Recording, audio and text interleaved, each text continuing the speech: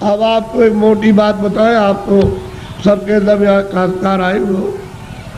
एक महात्मा जी जंगल में चले गए, खेत पकने वाले थे, ये गेहूं और ये सब चना और जो पकने वाली थी तो पेड़ के नीचे बैठ गए। किसी गांव के लोगों ने देखा कि ये कौन बैठा, तो गांव में खबर दी, गांव के लोग चल कर के आए कि भाई आप कौन है? कि भाई हम तो हिसाब करता है। क्या हिसाब करने के लिए आए? कि मुझे किसको चना देना, किसको गेहूं देना, किसको अरहर देना है और किसको कितना मटर देना, ये हम फसल लिखने के लिए आए। फसल लिख लेंगे तो कह लगे आपका हिसाब कब करोगे? कह लगे जब काट कूट करके ले आओगे और जब तुम मार मूड़ करके गेहूं चना मटर अरहर निकालोगे तो मैं हिसाब करने के लिए आ जाऊंगा। मुझे जिसको जितना देना है उतना ही। तो उन्होंने लिख लिया। तो लोग पूछ रहे कि हमको कितना देना है, 40 मन, 80 मन, 100 मन, 60 मन, सबने लिख लिया। अपना लिख करके लेके चले गए और जब खेत पका, पकने के बाद तो खलिहान में ले गए तो एक आदमी ने सोचा ये सब झूठी बात है, ये कोई लिखा पढ़ी नहीं करने आता है। उसने क्या काम किया, रात को हसिया लिया, उसके खेत में से 4 गट्ठा गेहूं उसके खेत में से काट करके अपने खलिहान में जमा कर लिया। उसका तो इतना खेती में होता नहीं था और तमाम गेहूं जमा हो गया दूसरे की चोरी करके। तो जब वो आ गए बेचारे खेत काट काट करके खलिहान में ले आए और भूसे को अलग किया, अनाज को अलग, तो महात्मा जी आ गए और बैठ गए। लोग दौड़ पड़े कि महाराज हमको कितना देना, तो लिखा था 40 मन और 80 मन और 60 मन और 100 मन और इतना देना। चोर चोरी कर ले आया था, वो आया, कह लगे महाराज हमको कितना देना है? कि तुमको 25 मन। कह लगे तौल लीजिए। तो जब तौला गया तो किसी का 25 मन, ज़्यादा एक दाना नहीं, 60 मन, किसी का 40 मन, किसी का 100 मन, सबका जितना जितना लिख लिया था सबका। चोर बोला अरे महाराज ये मेरे कांटे लगे, मैं रात को कांटों में जंगल में गया तो बमूल के कांटे, बेरियों के कांटे, खून निकल आया, ये पैर फट गए और मैं उसके खेत में से काट करके ले आया। उधर से जौ काटी, मटर काटी, अरहर गेहूं काटा, वो किधर चला गया? अरे कह लगे बच्चा ये मेरे पैर में भी ये कांटे लग गए, ये देखिए लगे हुए कांटे। कह लगे आप क्या करते रहे? कह लगे तू काट कर के ले आता था, वहाँ जमा करता था और मैं यहाँ से जब चला जाता था घर में तो गट्ठा उठा करके उसमें खेत में पहुँचाया करता था। मुझे देना उतना ही है जितना तेरे हिसाब में, और तूने जो ये चोरी की है, ये कांटे तेरे लगे और तकलीफ हो रही है तो तेरी सजा और चोरी की सजा अलग मिलेगी। वो जो तुमने चोरी की है उसकी सजा अलग, और ये कांटे लगे, खून निकल आया, इसकी सजा। तो कहने का मतलब ये है तुम मन का धन कितना भी खेत काट कर, जमीन लेकर, ये करके, चोरी करके, डकैती डालकर, रात को छीन करके कितना भी अपना धन घर में ले आओ, लेकिन वो जो हिसाब करता जो कर रहा वो बैठा हुआ वो सब उसके यहाँ पहुँचा देगा। आपको कुछ मालूम रहेगा? आपको कुछ नहीं। हमने चोरों से पूछा भाई कितना तुमने चोरी की होगी? हमारे पास चोर भी आते, साहब कह देते हमने चोरी की, तो कितना कह लगे 1 पैसा नहीं रहा, सब चला गया। डकैत आए, डकैत से पूछा भाई तुमने डकैती डाली तो कितना जीवन में तुमने लूटा होगा? कह लगे कई करोड़ का। फिर किधर गया? कह लगे 1 पैसा नहीं, हमारा घर का चला गया। घर का गया। तो कहने का मतलब कि हिसाब करता बिल्कुल सच्चा है, जो पाप का भी हिसाब करता है, पुण्य का भी करता है, ये सब, और उसका ब्याज वो सब आपको देना, वो दूसरे को किसी को नहीं देना। इसलिए ये मनुष्य शरीर अनमोल है, ये बार बार नहीं मिलता। आपकी बार परमात्मा को प्राप्त करने के लिए इस जीवात्मा को इस जड़ से, इस शरीर से निकालने के लिए आपको ये दिया गया, और उसने कह दिया है कि मैंने तुमको साफ सुथरा मकान दिया है, जैसा हमने दिया वैसे हमको दे देना। फिर जब वो खड़ा हो जाएगा और तुमने गंदगी भरी तो फिर तुमको मार मार करके इतना मारेगा कि तुम्हारी नस नस को तोड़ देगा, और इतनी पीड़ा होगी कि जन्मत मरण दूसरे तो कोई, जमने मरने में अत्यंत पीड़ा होती है। और उसको निकाल के बाहर करेगा और कहेगा चलो हिसाब कराएं। हिसाब करेगा तो तुम्हारा बताएगा देखो इतनी चोरी की, इतने जानवर मारे तुमने, इतना धोखा दिया, इतने बेईमानी की, तुमने कोई भी पुण्य नहीं किया अपने जीवन में, और चलो इनको ले जाओ उस नरक में डालो, वहाँ जा करके उस योनि में बंद करो। तो बताओ आप क्या करोगे? बोलो आप करोगे क्या? उससे बच जाओगे? इसलिए जिन जिन देवताओं की आप पूजा करते हो उनसे ये प्रार्थना करो कि हमको ये सद्बुद्धि दो कि हम, मतलब ये है कि कोई धोखा, किसी को बेईमानी ना करे, धोखा न दे और अच्छे काम करे। सद्बुद्धि रहेगी तो अच्छा काम करो, आप मेहनत का काम करो, बच्चों की सेवा, आएगा एक सत्कार, और फिर उसके बाद भजन करो कि भजन करने की हमको सद्बुद्धि दीजिए कि कोई महात्मा मिल जाए या आप ही मुझको रास्ता बता दीजिए तो मैं भजन करने लगूँ। तो महात्मा कोई ना कोई मिल जाएंगे, वो रास्ता बता देंगे मनुष्य मंदिर में।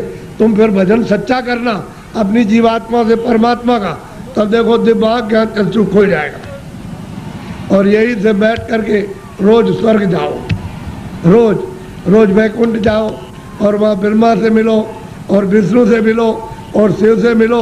लेकिन आप बाहर से इन चर आँखों से आपको क्या पता है, इधर से गए उधर धोखा देने लगे, उधर किसी का खेत लूटने लगे, किसी को मारपीट करने लगे, तो फिर देवता की पूजा क्या हुई? ये मनुष्य शरीर फिर नहीं मिलेगा आपको, अमोला दे दिया गया। इसलिए इसको बचाओ। अभी तक जो कुछ भी किया है गुनाह, अब उनको तो छोड़ दो, अच्छे काम करो, अच्छे काम करो, जीवात्मा को जन्म मरण से बचाओ, 84 से नरकों से, नहीं तो ये जाने वाली है। और मनुष्य शरीर ये खाली होने वाला, ये तो किराए का मकान है। हे बच्चे बच्चियों, ये किराए का मकान है, वो ये नहीं देखा गया 2 बरस का है, 4 बरस का है, 10 का है, वो 20 साल का है, 50 का, 100 की पूंजी आपको दी जाती है। जिसकी पूंजी खत्म हुई और फिर खड़ा हो जाएगा, निकलो उसी वक्त निकाल के। तुमको खेत में रहोगे, खेत में, बाहर रिश्तेदारी में आ रहे रास्ते में, वहीं पर उसी जगह पर सो रहे हो, तो उसी जगह खा रहे हो, पूंजी खत्म हो गई, उस जगह निकाल बाहर करें। बताओ फिर आप क्या ले आए थे? अच्छा क्या ले जाओगे बताओ? ये किराए का मकान हमारा भी है, हमको भी है खाली कर दो, क्या हम ले जाएंगे? हमारा ये भी नहीं जाएगा, इसके साथ कुछ और जाएगा, एक सुई की नोक नहीं जाएगी। जब ये नहीं जाएगा, वो सामान तो वो पड़ा, ये पड़ा, इसको उठा करके उधर जंगल में फूंक देंगे, उधर ले जा करके, और न ये सामान मिलेगा और न ये उससे मिलेगा, न ये उसको देख सकता है, न सामान इसको देख सकता है। ये भी जड़ है और सामान भी जड़ है। तो फिर चेतन में आप बेचारे, चेतन को आपने क्या किया?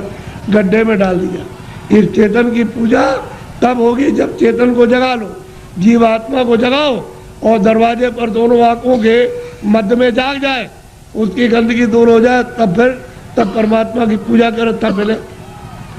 सुलभ है, सीधा है, आसान, सब कर सकते हैं, स्त्री बच्चे पुरुष, खेत में खलिहान में, घर में, सुबह और शाम। तुम 1 घंटा समय नहीं निकाल सकते हो 24 घंटे में परमात्मा को प्राप्त करने के लिए, और बस इसी में समय सो करके और खा पी करके बिता रहे। ये धिक्कार है ऐसे जीवन को। तो देवी देवताओं से जिनको आप मानते चले आओ, उससे प्रार्थना करो कि हमको सद्बुद्धि दीजिए कि हम भौतिक चीज़ें समझ सकें, और फिर अपनी जीवात्मा को जगाने के लिए कोई ऐसा रास्ता हमको दिखा दीजिए, सुझाव हमको दे दीजिए, तो हम वहाँ पहुँच जाए, वहाँ रास्ता पा करके रास्ते से निकल जाए। तब ये जीवात्मा की गति यानी होगी छुटकारा, तब इसको छुटकारा होगा, तब मुक्ति और मोक्ष मिलेगी।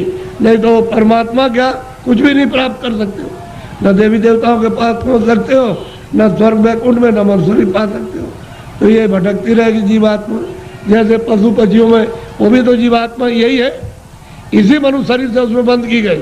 ये कुत्ता हो गए, बिल्ली हो गए, गधा हो गए, चूहा हो गए, ये इसी में से गए। अब उसमें भोगने के बाद फिर इसमें आएंगे तो फिर वही काम करो, फिर उसी में जाओ। तो बस यही रहेगा, आना और जाना, रो चिल्लाओ और कोई तुम्हारी सुनवाई नहीं। अरे कोई सुनता है? आदमी को जंगल में मार रहा, तुम सुन रहे हो उसकी तकलीफ को? पशु बीमार है, उनको आप मार रहे हो डंडे से, और चलो चलो, उसको बुखार चढ़ा, सिर में दर्द है, उसको भूख लगी है, प्यास लगी, वो बेचारा, तुम उससे पूछ रहे हो कि तुमको प्यास लगी है, वो बता देगा। अरे मनुष्य शरीर अमूलक है, ऐसा शरीर फिर मिलेगा नहीं। और कोई ऐसे काम, कोई कर्म नहीं कर रहे हो जिससे मनुष्य शरीर पा जाओ। जो भी कर्म करते हो मनुष्य शरीर से नीचे जाने के, चारों खानों में जाने के और नरकों में जाने के काम कर रहे हो, तब आपको उस समय पर कोई बचाएगा नहीं, न रिश्तेदार, न भाई, न बहन, न पति, न पत्नी, न बच्चे, न बच्चों को माँ बाप, कोई न धन न दौलत, कौन इसको बचाएगा? सब ये अलग अलग पड़े, सब अलग हो जाते हैं। इसलिए आप लोग थोड़ा सा कुछ समझ लो कि मैं किस लिए आया हूँ। यहाँ आपके बाईपास पर मथुरा में सत्संग होता है, तो आप जरा सा वहाँ थोड़ा समय दे करके समझ लो। अगर अच्छी चीज़ मिल जाए तो ले लो, और नहीं अपने घर चले जाओ। अमोलक चीज़ मिले तो ले जाओ, और नहीं तो अपने घर में रहो। जहाँ भी मिल जाओ वहाँ चले जाओ, तुमको सुलभ है। मैं आपको ये सलाह दूंगा कि जहाँ भी उस परमात्मा को प्राप्त करने वाले महात्मा इस मनुष्य रूपी मंदिर में मिल जाए, वही चले जाइए। तो ये खड़ेर हो गया है, ये मंदिर, ये मनुष्य मंदिर खड़ेर है, इसमें सब बुरी बुरी चीज़ें भरी है, और उनके द्वारा ये निकल जाएगा तो साफ सुथरा, बड़ा सुंदर, बड़ा अच्छा लगेगा उस समय पर। और जीवात्मा जाग जाएगी तो जगमग जगमग जगमग, अंधेरे का नाम नहीं रहेगा, बाहर भी उजाला, अंदर भी उजाला। तब आपकी समझ में आएगा ये संसार क्या है। नहीं भूल भुलैया है, ये छाया, क्षमा करना, ये छाया से लड़के छाया, स्त्री छाया, पति छाया, ये मकान छाया, जमीन छाया, ये पशु छाया, छाया, इसमें से जीवात्मा निकाल दी तो ये पड़ा हुआ क्या करोगे? छाया का रो रहे हो, मेरा बच्चा है, मेरा पति, मेरी पत्नी, मेरा माँ, मेरी बारे। छाया किसके लिए होते? छाया के लिए। उस जीवात्मा के लिए रोए, उसके लिए सोचा कि इसके अंदर कौन है। अरे भाई मन नहीं, बुद्धि नहीं है, चित्त नहीं, शरीर नहीं, हाथ नहीं, पैर नहीं, आँख नहीं। अरे वो जीवात्मा क्या चीज़ है जो इसमें से निकाल के अलग कर दी? शरीर तो ये पड़ा है, आँख भी है, कान भी, बोलता नहीं, सुनता नहीं, देखता नहीं, हाथ नहीं हिलाता, और तो मतलब ये है कि इसमें माया की छाया में पड़े हो, मेरी मेरी आय, मेरी ऐसे चले जाओगे आया करते, और कुछ मिलने जुलने वाला नहीं है। इसलिए महात्माओं का सत्संग जरूर सुनो। वो ये नहीं कहते पूजा करो आप देखो, लेकिन उनसे प्रार्थना करो हमको सद्बुद्धि दो, सद विचार दो हमको, और हमको अच्छे कर्म का रास्ता मिले। हम चोरी चमारी इसको बंद कर दे, हम झूठ बोलना, धोखा देना, बेईमानी करना, हमारा काम, हमारा क्रोध, हमारा लोभ, हमारा मोह छूटे। और हमको कोई मिला दीजिए किसी से जो मनुष्य शरीर में आकर रास्ता बता नहीं, आप बता दीजिए। देवता से कहो आप ही बता दो कि ये रास्ता जाने का है भगवान के पास। अगर नहीं बता सकते हो तो फिर किसी महात्मा से मिला दो। हमने इसलिए तुम्हारी पूजा की और तुमको माना कि हमारा आत्म कल्याण हो जाएगा, जन्म मरण से बच जाएंगे, 84 नरकों से बचेंगे। अगर देवता नहीं तो खोज करो महात्मा। मैं किसी को कुछ कहता नहीं, समझ लो अच्छी तरह से सत्य बात।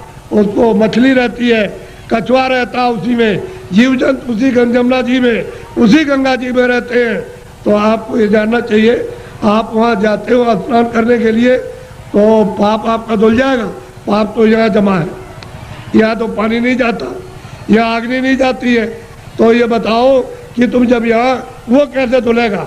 वो गंगा पानी समुद्र का या तालाब का या कुएं का वो धो नहीं सकता, तो यहाँ जमा है इस जगह पर। अब ऐसा गंगा स्नान, वो गंगा, उसमें स्नान करने वाले महात्मा मिल जाए और आपको दिव्य गंगा में, दिव्य जल में स्नान करा दे तो जीवात्मा तब ये निर्मल हो जाए, पवित्र हो जाए, स्वच्छ हो जाए, तो ये जाग जाए, इसकी आँख खुल जाए। अब इसमें आते हो, फिर चोरी क्यों करते हो? इसलिए करते हो कि जमुना में हम नहा लेंगे तो हमारी फिर चोरी माफ हो जाएगी। चोरी और माफ नहीं होती, वो तो यहाँ जमा, यहाँ पानी नहीं जा सकता। ये तो शरीर के नाके पर, जीवात्मा शरीर में नहीं है। जीवात्मा शरीर के बाहर, ये यहाँ नहीं है, नाक में नहीं, और मुंह में नहीं है, हाथ और पैरों में नहीं, ये दोनों आंखों के ऊपर बैठी हुई है। बस ऊपर में गंदगी उस पर डाल दी, इसलिए रुकी पड़ी हुई है। गंदगी को हटा लो, बाहर निकल जाए, छोड़ दे मकान को, जीते जी छोड़ दे।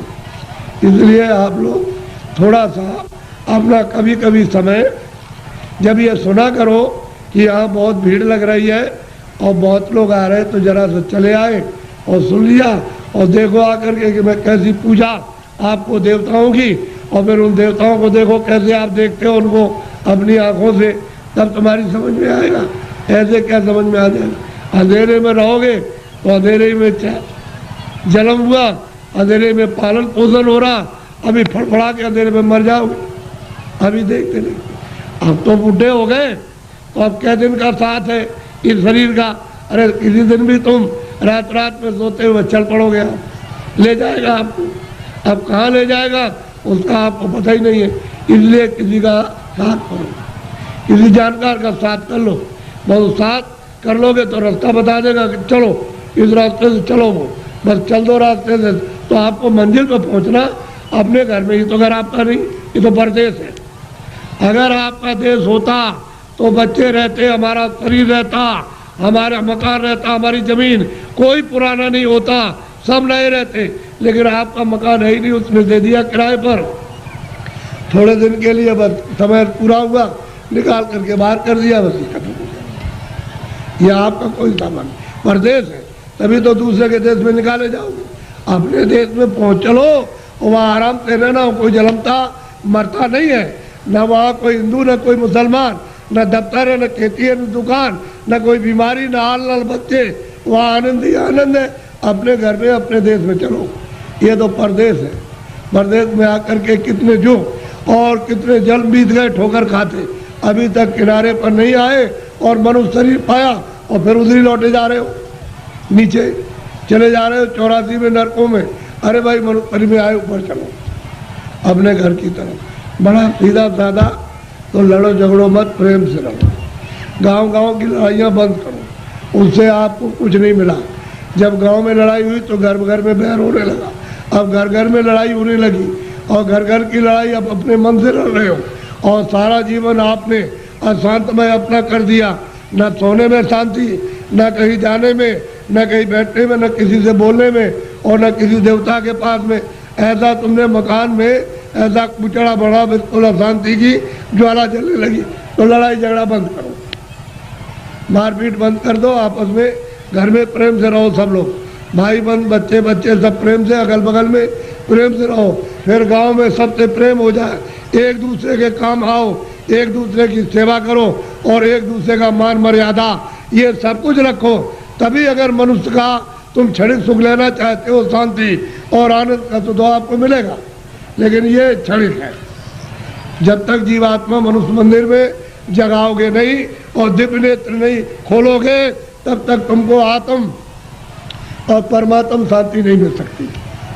ये कुछ नहीं, ये तो इंद्रियों की क्षणिक, यानी ठंडक आ रही है, उससे मन इंद्रियों के दरवाजों पर बैठ करके वो क्षणिक रस लेता है कि और मिल जाएगा, और मिल जाएगा, धन में और मिलेगा, बच्चे में और मिल जाएगा, इसमें और मिलेगा, उसमें मिल जाएगा, उस काम में, व्यापार में मिल जाएगा। मिलता तब कुछ नहीं, सिवाय तकलीफ के और कुछ आनंद नहीं मिलता। और आपने सब प्रयास किस लिए किया? सुख मिले, हमको शांति मिले, हमको आनंद मिले, और उसमें से इतना सब कुछ करने के बाद न शांति मिली, न सुख मिला, न आनंद मिला, न ज्ञान मिला, और आग जलने लगी। ऐसा जीवन आपका बड़ा ही कलुषित और बहुत ही मतलब खतरनाक, अपनी आत्मा को गड्ढा के गिराने में हो गया है, और दरवाजे बैठ गए जाने वाली। इसलिए बचो, अभी बच सकते हो मनुष्य शरीर में, और बाद में फिर बचने का रास्ता नहीं। इसलिए इसको सोचो कि मैं कहाँ से आया हूँ, मैं किस लिए मनुष्य शरीर में आया, फिर मैं अगर जाऊँगा तो कहाँ जाऊँगा। ये तीनों प्रश्न तुम किसी से करने लगो, और जो इसका जानकार होगा कि तुम वहाँ से आए हो, इसलिए आए हो, और तुम कहाँ जा रहे हो, ये तीनों चीज़ें आपकी बता देगा। तब आपकी समस्या का, बुद्धि का असल में सच्चा विवेक तब आएगा, और तब समझोगे आप। और बताएगा देखो ये कुछ नहीं है, ये कुछ नहीं है, तुम कहाँ से आए, बताएगा वहाँ सब कुछ है, यहाँ से वहाँ चलो, वहाँ सब धन है, सब सुख है, सब आनंद है, सब शक्ति है, सब ज्ञान है, और सब सुंदरता है, अमृत वहाँ भरा हुआ, सागर भरा, सब बताएगा आपको। लेकिन जब नहीं मिलेगा कोई, तो जीवन चला जाएगा बेकार, व्यर्थ खो दिया आपने ये जवानी और सुमन शरीर। जवानी भी गई, बचपन तो कुछ कर नहीं सकता है, बालावस्था तो कुछ नहीं करती, किशोर भी नहीं, जवानी में आए, और बुढ़ापा भी कुछ नहीं कर सकता। तो जवानी में मस्ती में, बेकार में, उलझन में आपने खत्म कर दी। अब आगे चलने के देने तो फिर तुम्हारे बच्चे ही जवाब देने लगे, अरे उधर बैठ जा, तुमने जवानी में बहुत कुछ किया। तो आपको हो जाएगी तकलीफ, कहते हो मेरा बच्चा और मुझसे इस तरह से कह रहा, अब वो जमानी का उस पर जोम चढ़ा है, तुम पर बुढ़ापा आ गया, अलग कर देगा, चुपचाप बैठे रहो। घर में जो बहुएं आएगी, तुमको रोटी समय से दी और नहीं दी तो शाम को देगी, कभी शाम को नहीं तो सुबह देगी। अब तुम कुड़ोगे उसमें कि हमने इतना पालन पोषण किया और ये बच्चे हमारी बात और बहुएं नहीं मानती है। एक दुख ये, एक दुख बचपन में कि रोते बिताया आप में, और फिर भी दवा कुछ और मर्ज कुछ है, पीड़ा कुछ हो रही है, वो दवा पेट की, और पेट में दर्द है तो सिर की दवा, और बच्चा रो रहा हाय हाय करता। एक तो आपने वो बिता दिया और एक आपने जवानी, ये आपने उलझन में, और बुढ़ापा आ गया तो रो करके चले जाओ तो कोई काम नहीं आया, न जवानी काम आई न बाल मत, ना आप बुढ़ापे में काम आए। तो जीवात्मा का काम तो आपने कुछ नहीं किया, ये इंद्रियों का काम किया। और इंद्रियां क्या है, जीर्ण हो गई, पुरानी हो गई, आँख नहीं काम करती है और कान नहीं काम करते हैं, मुँह नहीं काम करता। अब रो रहे हो, चिल्ला रहे हो, तुम ऐसा मत करो, प्रेम के साथ सब लोग रहो और ये समझो हम किस लिए आए। ये यहाँ काम के लिए नहीं, तुम्हारा काम प्रभु को पाने का, कि हम अपनी जिंदगी में उस रास्ते में चल के प्रभु को पाएं।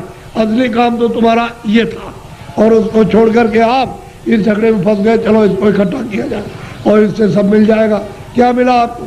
जिनके पास वो रो रहे, जिनके पास करोड़ों, जिनके पास अरबों, वो रो रहे, चिल्ला रहे और कहते हैं कि हमको दवा हमको दे दी। अरे भाई, उससे तुमको सुख मिलता, आनंद मिलता तो क्यों नहीं ले लिया? अरे वहाँ कुछ नहीं है। अब आप उधर जा रहे हो तो आपको क्या मिलेगा? ना आपको ना उनको, किसी को कुछ नहीं। दिन में काम करते हैं, शाम को बच्चों की सेवा अपना फर्ज अदा करते, और उसके बाद बैठ करके थोड़ा भजन करते मनुष्य मंदिर में, तो ये जीवात्मा सच्चे धन को प्राप्त करती। सच्चा जन मिलेगा नहीं, इसका कल्याण होगा, जीवन ऐसे ही चला जाएगा। तो मैं तो इसलिए चलाया कि हमारे गांव वासियों ने बहुत ही लोगों से कहा कि बाबा जी को ले आओ जरा, मैं दर्शन करूंगा। तो मैंने भी कहा चलो मैं भी दर्शन करूंगा, मेरी भी तो इच्छा दर्शन करने की है। अगर आपकी इच्छा हुई है दर्शन करने की, तो मेरी भी आपके दर्शन करने की इच्छा हुई। तो आदान प्रदान का दर्शन, दर्शन देना और दर्शन करना, इसी के बीच में, अरस परस के बीच में अगर कोई चीज़ मिल जाए तो उसको ले लेना चाहिए। कि भाई किसी के पास अमूल्य चीज़ है और मिलती है जो सोने चांदी से बहुमूल्य है, वो अगर उससे मिल जाए तो आपको ले लेना चाहिए। इसी को कहते